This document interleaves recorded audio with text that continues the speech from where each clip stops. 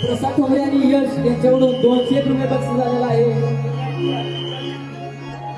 आणि केशव पवार यांच्याकडून सुद्धा 100 रुपये बक्षीस झालेला आहे.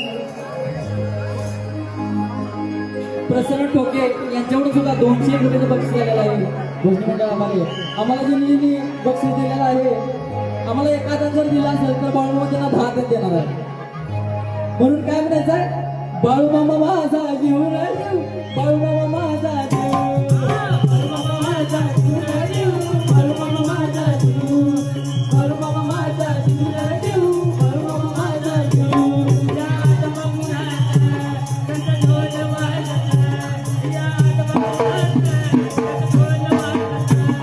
बाळूमामा माझा